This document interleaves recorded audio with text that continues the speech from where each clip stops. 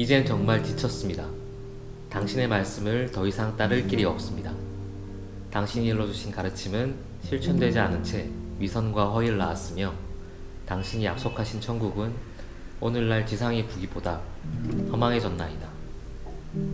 한 남자가 간곡하게 신을 찾고 있습니다. 고난을 받고 있는 민중에게 신이 아무런 구원을 베풀지 않는다고 생각한 남자는 자신만의 믿음을 새롭게 개척하고 설파해 나갑니다. 어쩌면 남자의 믿음 자체는 진실된 것일 수도 있습니다. 출발과 의도는 선한 것이었을 겁니다. 하지만 말이 사람의 입을 거쳐갈 때마다 바뀌는 것처럼 믿음도 사람들을 거쳐갈 때마다 왜곡되고 비틀려갑니다. 사람들은 각자 믿고 싶은 걸 믿고 그렇게 신의 자리는 점점 없어져 갑니다. 1980년 제작된 영화 사람의 아들은 급격한 산업화로 방황하는 인간 구상들의 모습들을 그리고 있습니다. 이른바 실천사학에 심취된 종교인 요셉의 독백으로 시작하는 이 영화는 색깔과 고민이 잘 드러나고 있습니다. 신을 찾는 질문에서 출발해서 결국에는 사람에게 당도하는 이야기라고 볼 수 있을 것 같습니다. 사람의 아들은 이문열 작가의 1979년작 소설을 바탕으로 하고 있습니다. 이문열 작가는 비교적 초창기에 속한 이 작품을 통해서 일약 스타 작가의 반열에 올랐고 이후에 이 작품은 영화나 TV 드라마를 통해서 여러 차례 영상화되었습니다. 이것을 당대의 거장 감독이자 치열하게 사익편적인 영화들을 만들어왔던 유현목 감독이 영화로 담아냈습니다. 당대 최고의 배우였던 함영중 등이 주연을 맡았고 최불암, 이순재 등 지금 잘 알려진 배우들의 젊은 시절을 만나볼 수 있는 작품입니다. 첫 번째 포인트는 이야기입니다. 제목을 붙인다면 시대를 읽는 이야기 혹은 시대가 원하는 이야기라고 할 수 있을 것 같습니다. 간략하게 스토리를 살펴보면 이렇습니다. 어느 날 요섭이라는 한 남자가 기도원 근처에서 시체로 발견됩니다. 사건을 담당한 남경호 경사는 사인을 조사에 들어가는데요. 친구인 황 전도사로부터 실마리를 얻게 되고 요섭이 남긴 노트에서 요섭이란 사람을 추정했던 조동팔이라는 남자의 존재를 알게 됩니다.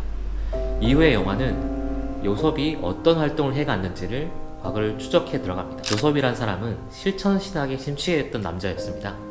빈민구제 사업을 모색하면서 민중을 구원하고자 하죠. 그 과정에서 부둣가 노동자였던 조동팔이라는 사람을 알게 되고요. 조동팔은 그런 요셉의 가르침에 심취하게 됩니다. 그래서 요셉은 천막교회를 세우고 고아나, 불구자, 창녀, 거린들을 모으기 시작합니다. 그리고 그 천막교회 유지비는 절도나 강도 행각 등을 통해서 충당하게 되죠. 의도는 바랐을 수도 있지만 그 과정이 굉장히 폭력적인 범죄 행위들로 채워지게 되는 겁니다. 그러던 중에 요섭은 자신이 하고 있는 행위에 대해서 다시 회의를 느끼게 되고요. 다시금 정통적인 기독교 신앙 안으로 복귀하게 됩니다. 어느 날 갑자기 요섭이 천막교회를 다 해체하고 그냥 사라져버리고 나니까 동팔은 이제 요섭이 어디로 갔는지 찾게 됩니다. 그렇게 한참을 찾던 와중에 자신의 믿던 요섭이 다시 기도원에 들어가서 기독교 신앙에 복귀하고 있는 것을 발견하게 됩니다.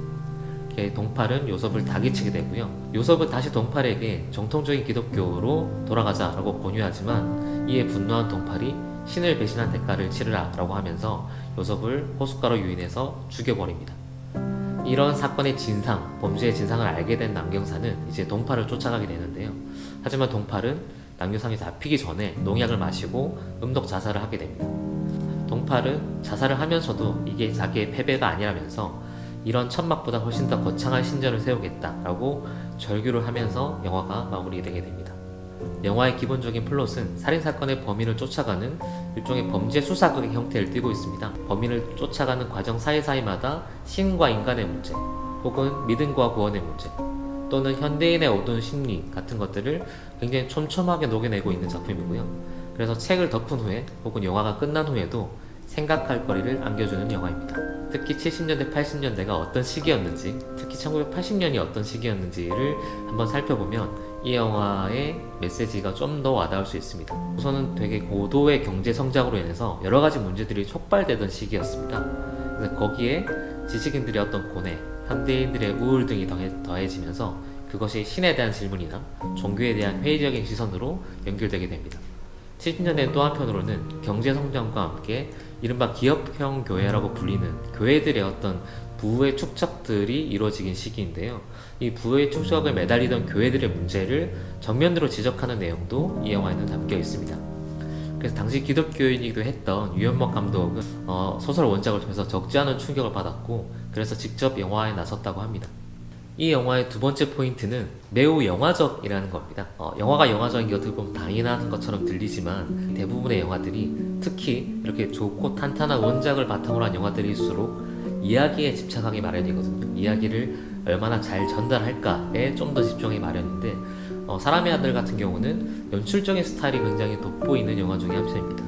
그거는 유연목 감독이라는 당대 거장의 어떤 연출, 그리고 거기에 더해져서 정일성 촬영 감독의 스타일들이 잘 버무려지면서 나온 독특한 결과물이라고 할 수 있을 것 같습니다.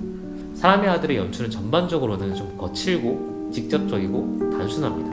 소설의 복잡한 인물 구도나 심리 묘사를 최대한으로 단순하게 이분법적인 구도로 전환을 시킨 셈인데요. 이건 어떤 면에서는 당대 관객들에게 직접적으로 충격을 주기 위한 어떤 선택으로 볼 수도 있습니다. 영화는 이런 고뇌나 고행의 흔적들, 그리고 인물이 외면으로 표출되는 것들 자체, 그 이미지 자체에 좀 더 공을 들이고 있습니다. 그리고 이것은 정일성 촬영 감독의 스타일이 반영된 결과물이기도 한데요. 원래 유연목 감독은 일종의 리얼리즘의 거장으로 되게 유명한 감독 중에 한 명입니다. 그러니까 사실을 있는 대로 그리고 과장하지 않고 야외 촬영을 하거나 그대로 묘사하는 것들에서 훨씬 더 탁월한 성취를 보여줬던 감독인데, 그와 반대로 사람의 아들에서는 좀 더 표현주의적인 기법들을 과감하게 많이 동원하고 있습니다. 사실주의적인 스타일 그리고 표현주의적인 스타일 양쪽이 동시에 적용이 된 영화고, 그것들이 서로 충돌을 하면서 기묘한 어떤 긴장감들을 만들어내는 작품이라고도 할 수 있습니다. 예를 들면 현실과 성경의 말씀을 교차시키는 보이스 오버 나레이션 같은 게 나오거든요. 나레이션으로는 성경에 나오는 굉장히 좀 숭고한 말씀들, 이렇게 해야 된다라는 것들을 읊으면서 이 보여주는 화면으로는 굉장히 부정한 것들 같은 것들을 화면으로 보여주는 거죠. 그런 장면들을 보여주는 거의 대부분 주체는 이제 동팔의 모습인데, 신의 말씀을 수행한다라는 명목으로 온갖 범죄를 저지르고 있는 동팔의 모습, 그 자체가 일종의 아이러니함을 드러내는 대표적인 장면들이라고 할 수 있습니다. 그리고 그런 것들 통해서 보여주는 일종의 시각적인 강렬함은 유연목 감독의 어떤 스타일들을 고스란히 보여줍니다. 마지막으로 세 번째 포인트는 이 영화에서 보여주는 연기입니다. 이 영화는 사실상 거의 두 가지 상반된 연기가 충돌하고 있는데요. 하나는 남경사 역을 맡은 최불암 배우가 보여준 연기입니다. 기본적으로는 수사극의 구조를 띠고 있는 만큼 남경사가 보여주는 혹은 따라가는 길들이 이야기 전체의 안내자라고 할 수 있습니다. 요섭 역할을 맡은 함영중 배우나 그리고 조동팔 역할을 맡은 강태기 배우 모두 어떻게 보면 굉장히 동적이고 폭발하는 연기들을 보여줍니다. 반면에 최불암 배우가 맡은 이 남경사 역은 이들의 사건들을 추격하고 따라가는 안내자의 역할을 하고 있기 때문에 굉장히 정적이고 받쳐주는 연기를 합니다. 이 남경사 역을 맡은 최불암 배우의 파트가 사실주의적인 역할을 담당하고 있다고 볼 수 있는 거죠. 그래서 이거 어떻게 보면 이 최불암 배우가 맡은 부분이 기존의 유연목 감독의 영화 스타일, 그러니까 리얼리즘적인 스타일의 맥을 같이 하는 연기라고 볼 수도 있습니다. 한편으로는 요섭과 조동팔로 대표되는 폭발하는 연기, 특히 조동팔 역을 맡았던 강태기 배우의 연기는 굉장히 격렬한 광기들을 보여주거든요. 이 격렬한 광기 연기와 직접적으로 충돌하는 장면도 굉장히 많기 때문에 이 남경사로 대표되는 정적인 연기와 그리고 조동팔로 대표되는 광적인 연기, 이 두 가지가 조화를 이루면서 이 영화 사람의 아들이라는 영화의 서스펜스들, 재미를 한껏 끌어올린다라고 볼 수도 있을 것 같습니다. 네, 이제 정리를 해보겠습니다. 사람의 아들은 시대 정신을 관통하는 이야기를 담고 있는 영화입니다. 신이나 종교 혹은 믿음에 관한 질문과 본질적인 물음들은 사실 오늘날에도 여전히 유효한 주제들이기도 하죠. 그리고 한편으로는 당대의 연기 거장들의 어떤 불꽃 튀는 연기들도 만날 수 있고, 우리는 흔히 튀는 불꽃들의 화려함에 시선을 뺏기기 쉽잖아요. 근데 사실은 그런 화려한 꽃들이 피도록 가능하도록 만들어주는 거는 이 밑에 바닥을 다져주는 존재라는 걸 간과할 수 없는 거고, 그것이 이 영화에서는 최불암 배우의 연기나 혹은 유연목 감독의 사실적인 연출들, 기반을 깔고 있는 연출들이 표현주의적인 스타일까지 이어질 수 있다라고 볼 수 있을 것 같습니다. 어쩌면 이 영화에서 가장 사람 냄새 나는 진짜 사람의 아들은 이 모든 갈등과 사건들을 지켜본, 그리고 관객에게 친절하게 안내해주는 남경사 그리고 최불암 배우의 연기인지도 모르겠습니다. 지금 KMTV 플랫폼에서 인천영상위원회와 함께 최불암 아버지의 얼굴 기획전이 진행 중입니다. 오늘 제가 소개해드린 사람의 아들을 포함해서 5편의 영화가 상영되고 있으니까요.